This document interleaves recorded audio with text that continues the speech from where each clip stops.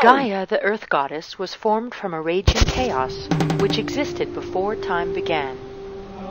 She gave birth to Uranus, the sky, who covered her completely with his starry mantle. The two of them became the first husband and wife.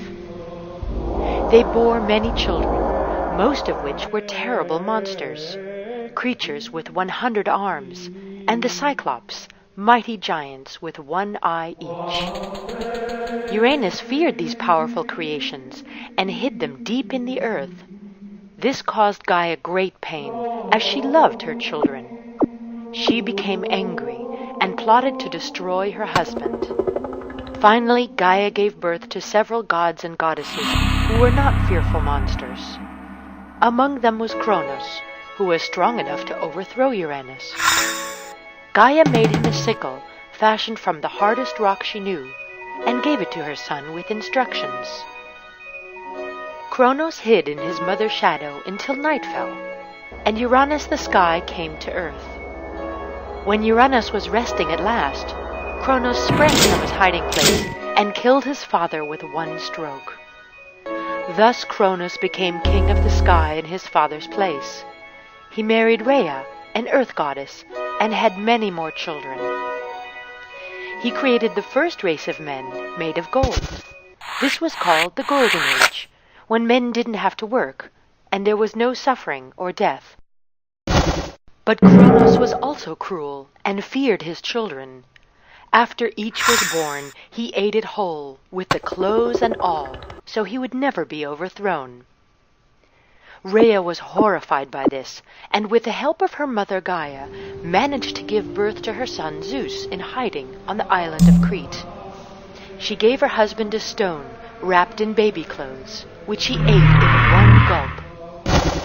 Zeus grew quickly to be the most powerful god ever. When he had grown, he returned with an army of Gaia's monsters and the rest of the gods to overthrow Kronos. The war was terrible and went on for years and years and years. All of the men of the Golden Age were killed. Zeus freed his brothers and sisters and built the palace of Olympus, where he ruled the earth and all gods and men.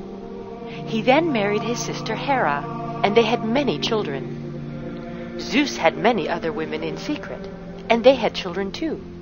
Soon the world was filled with other gods.